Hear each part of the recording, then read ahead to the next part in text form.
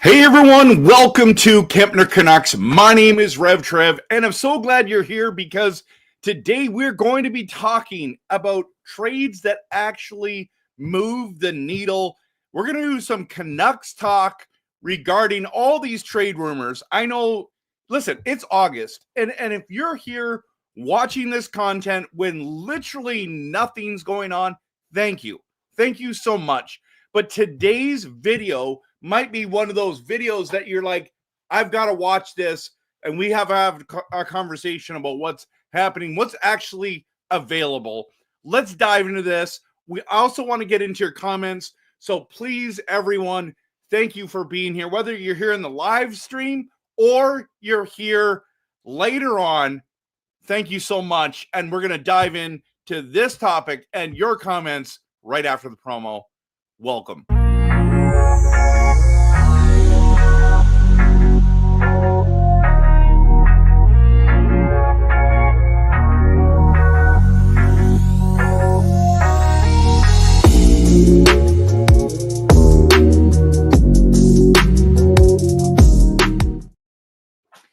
Well, we're going to be diving into trade rumors that have been flying around, and a lot of people are messaging me, and thank you for messaging me.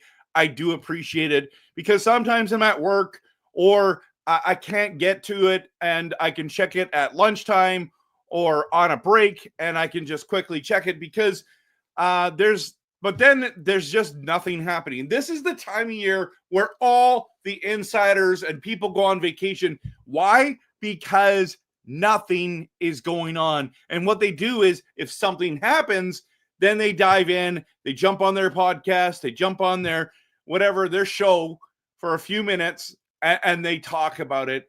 But I'm here all the way through. That's what, yes, that's it. You got RevTrev here. Actually, a lot of the YouTube content creators, these guys and girls are amazing. And we're just trying to our best to keep you entertained. But more than that, I want to make Canucks content that is passionate, realistic, and honest. So when that's the goal for me, it's hard because when these rumors come, I just kind of been watching where they're coming from, and there's no validity to most of them.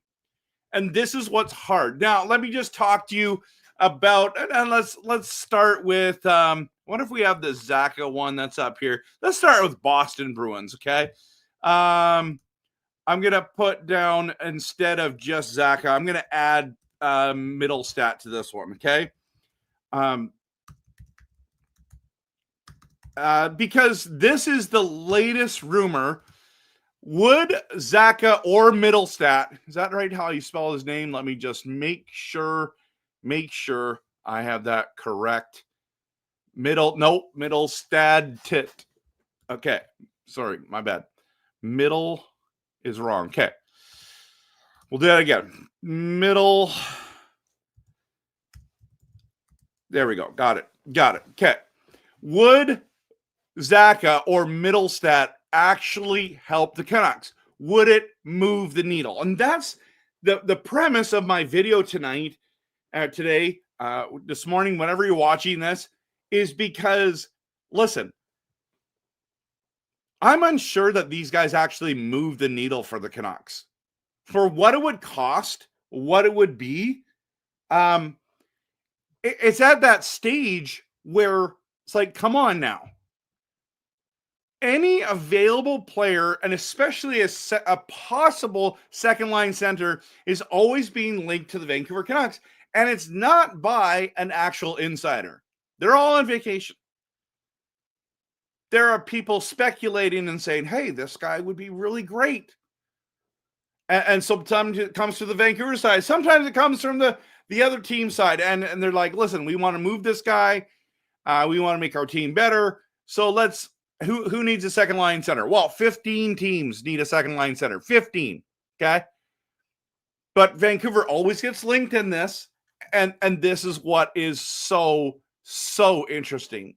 So these Boston rumors about Mittelstadt and Zacha, they're like, what are these guys they're being linked to Vancouver? Are they? Are they really? Have the Canucks been interested in the past? Sure. They have been. Okay. But in saying that, come on, do these guys move the needle? And I would argue, no, they don't.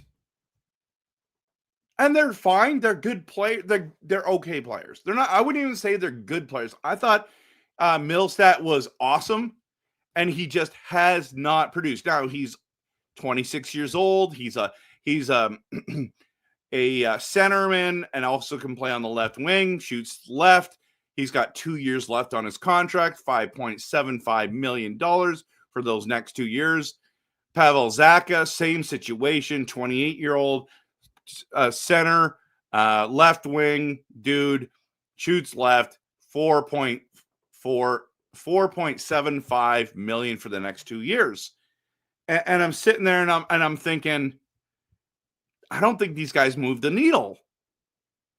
And I actually don't think that the Canucks and them are having a conversation. If I'm being honest, if I'm being realistic. Like, if I'm being honest, I don't think there's that conversation going on. But do they move the needle? And that's the biggest piece to it, right? How much will they cost? Will they move the needle? I should probably put that in one of these things here. Okay, because it's frustrating. It's frustrating watching. And this is the list, right? This is the list that happens. And actually, you should add Middlestat to it. Now it's Casey Middlestat, correct? Casey Middlestat. Okay, great. I'm gonna add him to the list because the list is growing. All right. This is trade for any one of these guys. We're gonna talk about all these guys here for a moment. Do they move the needle? Do they impact this team in a positive way that would be worth the cost and worth the contract? Because if you look at it, the Canucks don't have enough money to just trade to go get a guy like Middlestat or Zacha, or what you're going to have to pay McTavish, or what you're going to have to pay Rossi, or what McCann's making, which let's just quickly look at that. I think is he on Utah or Seattle? I think he's Seattle. Let's just quickly look. No, I was wrong. He used to be there, I believe. So he's got to be Utah, right? Let's just see. McCann. Where is he? All right. Why am I having a brain freeze right now? Okay. Anyways, go back to it. Jared McCann. He is on the Seattle Kraken. I was right. Okay, so back to the Kraken. Okay, I'll just quickly look at this. And is he oh, I missed him. So $5 million. Okay. He's also on a 10-team no trade list for the next 2 seasons. Okay. 10-team no trade list. Is Vancouver on that? I don't know. This is what's difficult. So on this list, I'm gonna go through this list and tell you who I think is actually realistic, actually would move the needle. I don't think Zacha really improves this roster. He's okay. Like, is he better than? I understand what we're trying to do here. We're trying to do a Hedl thing because Hedl is sitting there and it's like, we like him. He's good. I think he's a third line center who's now giving second line center minutes in Vancouver. And what we're trying to do is basically find another JT Miller, a third line center on a good team that will be a second line center for us. For example, let me just he's not available, but let me just share the screen with you because I want to show you, okay?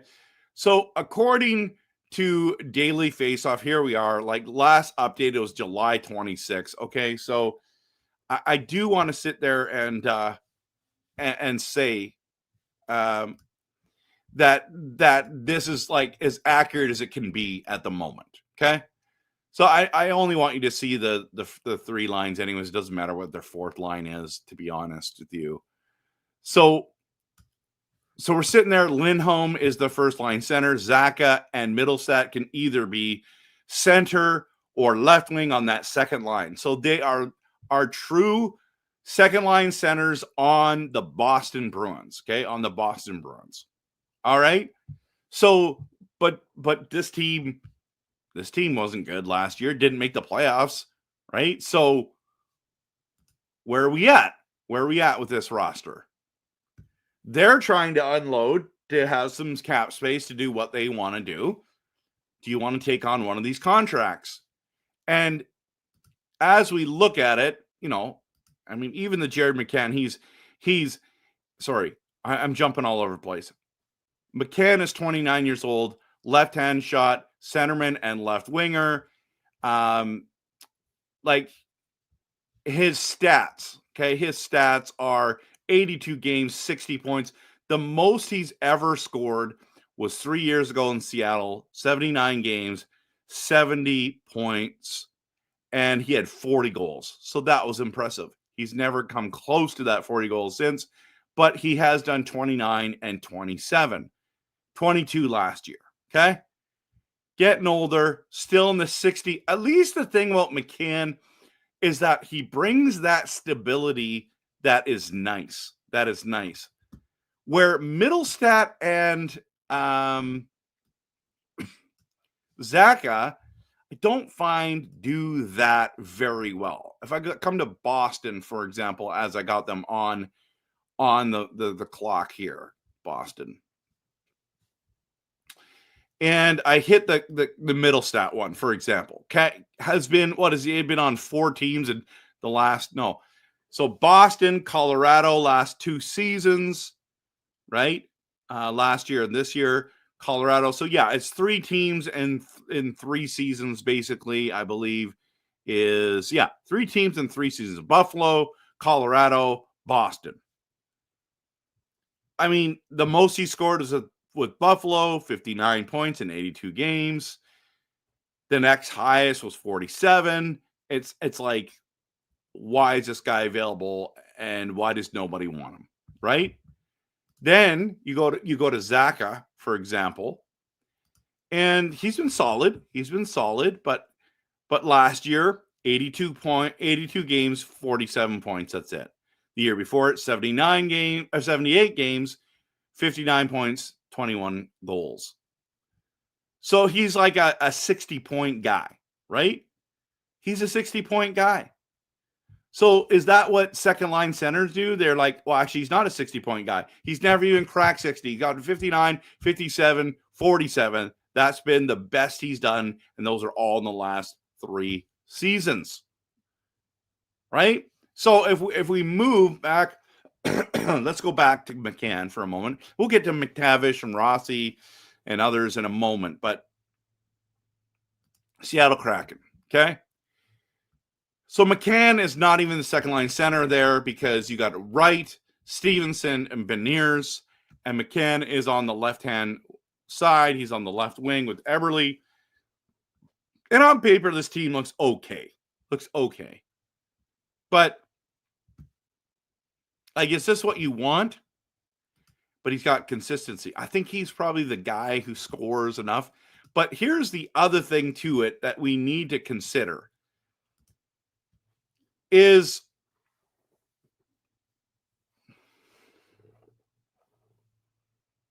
it costs to acquire, but will these guys play well in Vancouver? Will these guys move the needle? Will these guys make the team better? Will they solidify that second line center? And man, you think about this roster and how the Canucks were assembled, and we're talking Pettersson, JT Miller, and Horvat down the middle. Like, that is beautiful. Too bad we couldn't keep all 3 of them. Couldn't, and then a lot of people are like, oh, we should have kept Horvat, hindsight 2020. And I guess there's an argument for that, but Man, I'll just tell you right now, Horvat never. He was having a career year with us and still didn't do well. You know what I mean? Sorry, career year and still didn't even come close to what Pettersson and JT Miller both have done at the NHL level points wise. He's pretty good. I mean, he's amazing at the faceoffs, right? So I know there's a lot of people like trade for Horvat. Well, he doesn't want to come back to Vancouver. His time, the ship has sailed, right? I just don't think that Pavel Zacha or Casey Middlestat move the needle. I think Jared McCann would be an upgrade. Does he move the needle? Maybe. But when it comes to Mason McTavish, and this is why there's a love affair with everyone, is that they believe that Mason McTavish can move the needle. And I'm not going to argue that. He probably is the guy that can, right? So if we go to the Anaheim Ducks, okay, let's just look at this quickly. And here he is. You know, I went to that Anaheim game. I went there to go see Carlson and saw this. But McTavish is a second line center on his team. Anaheim's terrible. Ryan Strome is third. Granlund is a guy that I was kind of hoping the Canucks would target. And everyone thinks that McTavish is expendable. I don't think. Why would the Ducks want to move on from him? Maybe it's just contract negotiations. That's the difficult piece to it. You know what I mean? You start thinking about these kind of things and going, does that make sense? The bigger question is, how much would it obtain? And so we got to move out salary to bring him in, because what does he want? What does he want, everyone? That is the burning question that's going on in our lives. So this has been a very, very interesting. Very interesting. Would Mason McTavish move the needle? I think so. So if you look at McTavish, for example, okay, he's actually an RFA, 22 years old. This is the beautiful thing, okay? Left-handed shot centerman, so all of them are the same, but his size, let's go back. Sorry, I need to read you his size. His size is something that is worth it. It's 6 what? Right, I have to keep scrolling down. 6'1", 218. Now, what is JT Miller? Because a lot of people said he'd be the next JT Miller. And in all honesty, he could probably be better than JT. But, you know, JT was drafted first round, 15th overall, right? 15th overall. So JT Miller is 6'1", 218. Like, they're basically the same size. Exactly the same size. Like, this is why so many people want McTavish. And I get it. It makes sense to me. Okay, let's go to stats. In 67 games, he scored 52 points, and he's only 22.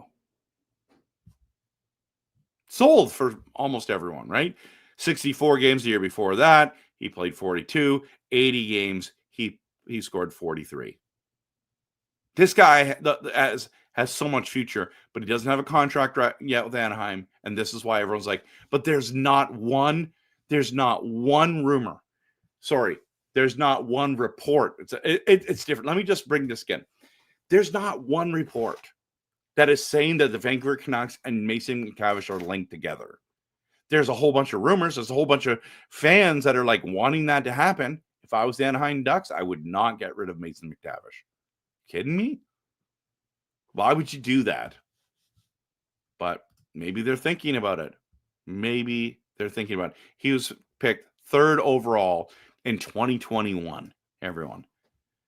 I think he moves the needle. Again, what would it cost? And that is the thing. That is the real thing. You give up a first rounder, Wielander.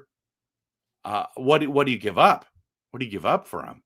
For a disgruntled guy? Well, I shouldn't say disgruntled. In contract negotiations.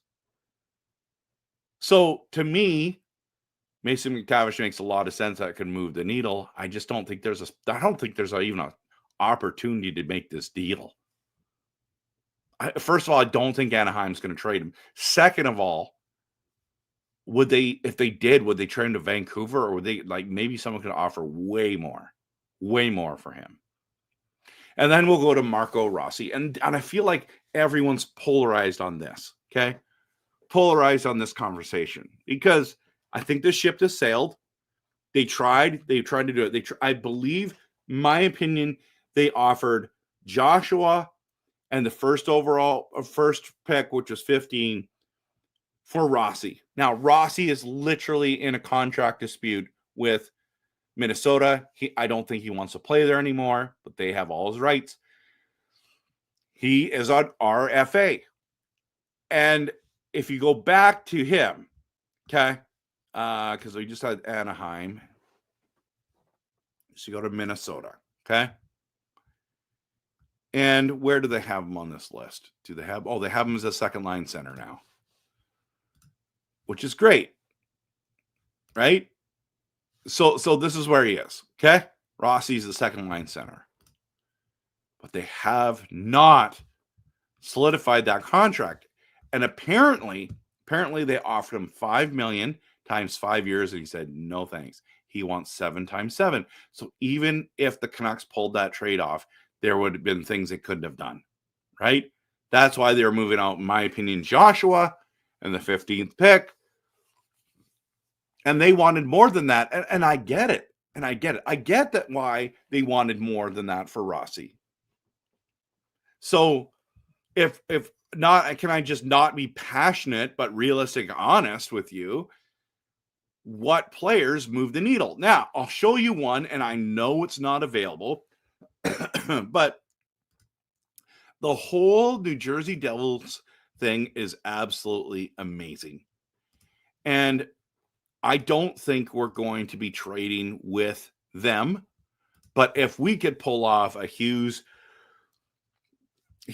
for whoever and literally take anyone off our team you want other than Quinn Hughes, just to reunite the brothers, okay? So if that's where we're at, my computer's like having issues here. I'm gonna start closing stuff out.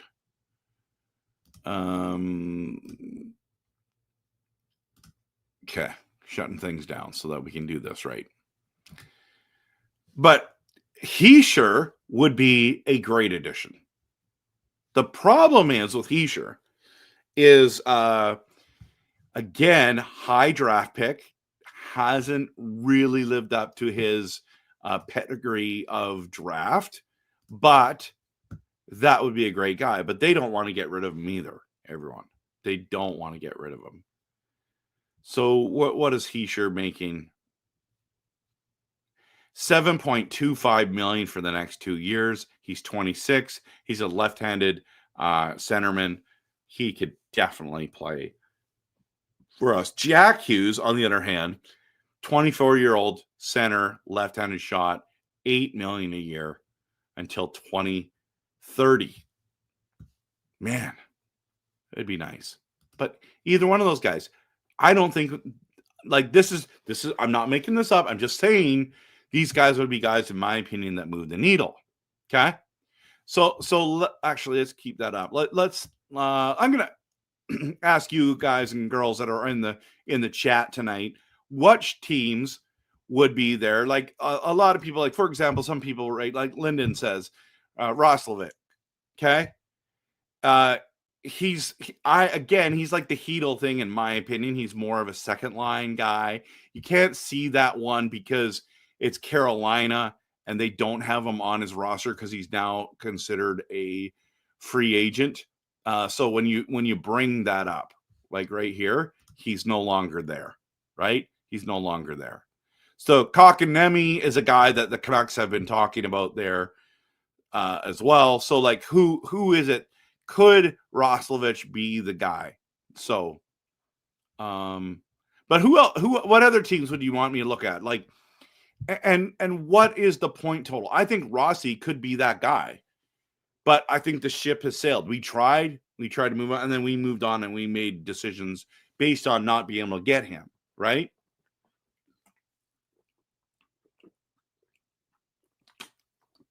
Okay. So, Yeah, it is Roslovic, a second line center.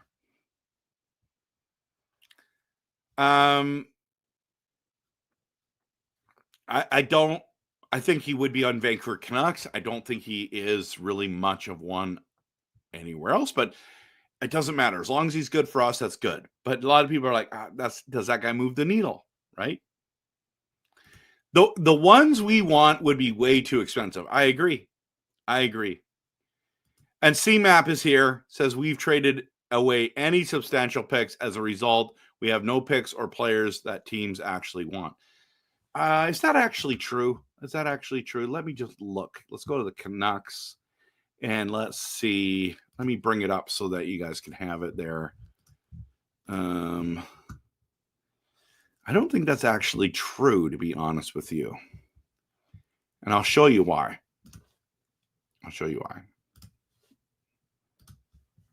So if you look to the right, okay, look to the right, over here is all the picks that we have, okay?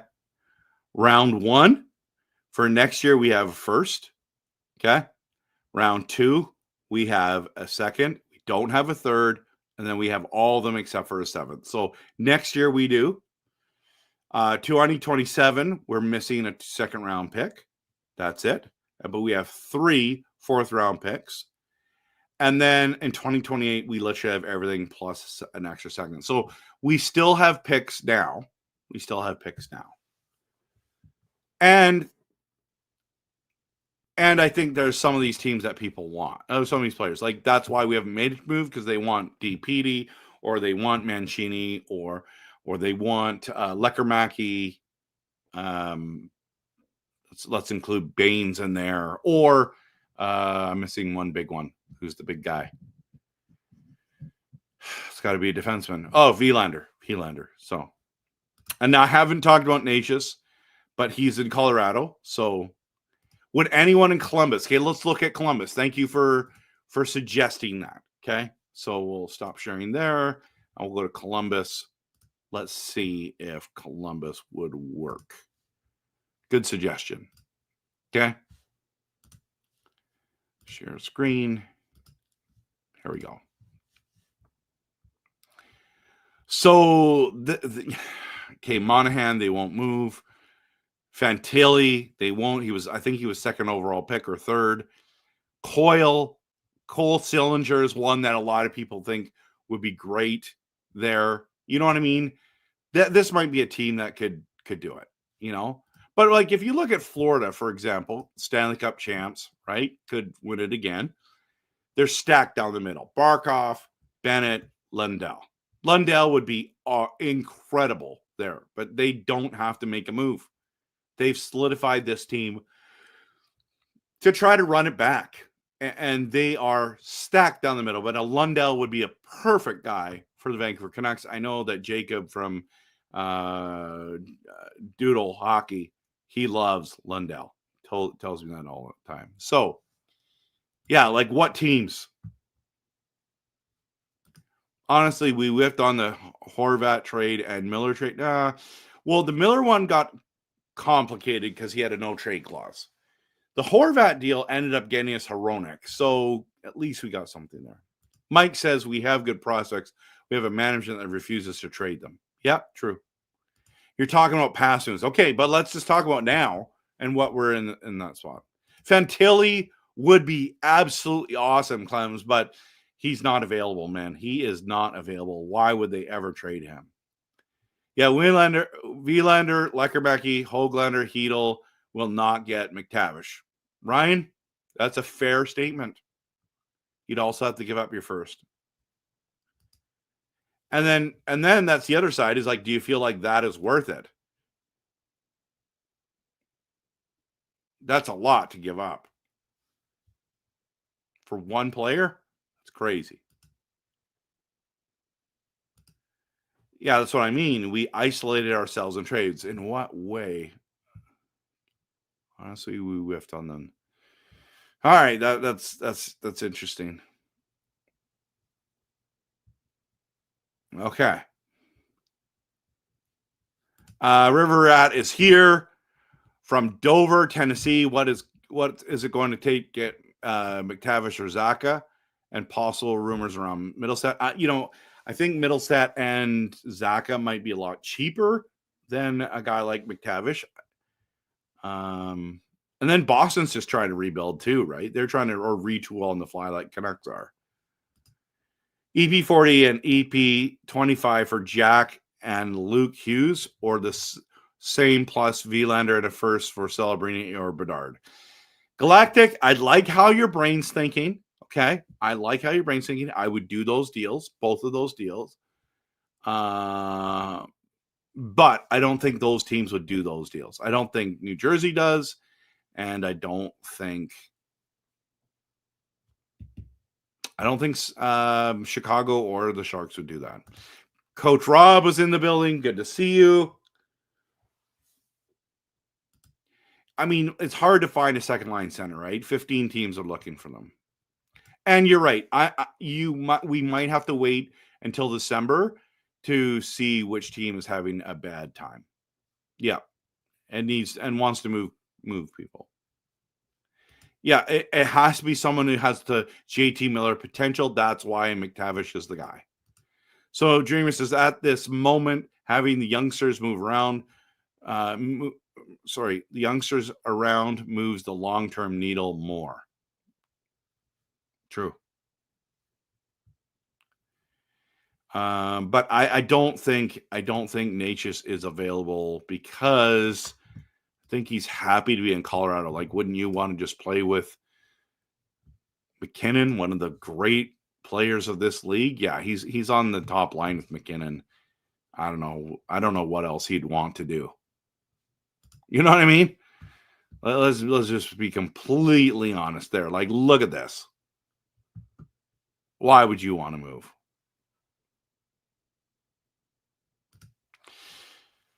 Hey, Carol, good to see you. I'm just talking about trades that move the needle, that make an impact, that will make a difference, be worth it. So a lot of these are just rumors and not reports. So we're going to rely heavily on defense, goaltending, and special teams. I agree. That's where we're at right now. If Horvat didn't leave, we wouldn't get Captain Quinn Hughes. Is that because he was the captain, or because didn't we already had him one? Sensei Dean says Jared McCann is fast. Zacha has some size for playoffs. McTavish too expensive, but upside is great. Middlestats playmaker, shooter. Matt Rempe, exciting, raw, but a playoff warrior.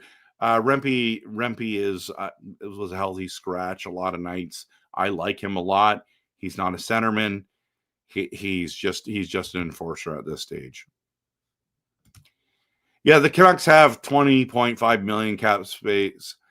That he should already be locked up. I agree. Great point, Mike. Absolutely great point. Cody Glass is a fourth liner. We almost drafted him over PD. I know. Glad we didn't do that. Jack says, I'd rather get Rossi and not have to sell the whole farm. That's the point. We can't get Rossi because we tried and they wanted the farm. C-Map says, with Edmonton needing cap for McDavid, would Ryan Nugent-Hopkins be an option? You know what? I like that idea. I really do. Let me just bring that up. But I think he's older now. And what does he make? He's a third line center, right? So we're just sitting there.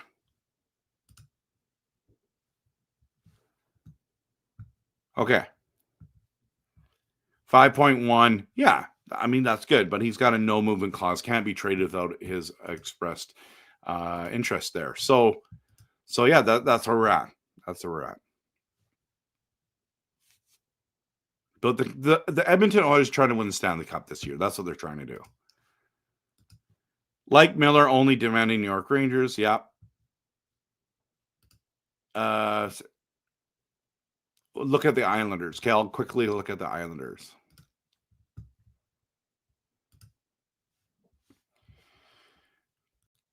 And be interesting to see. Horvat, Barzell. Yeah, I don't know.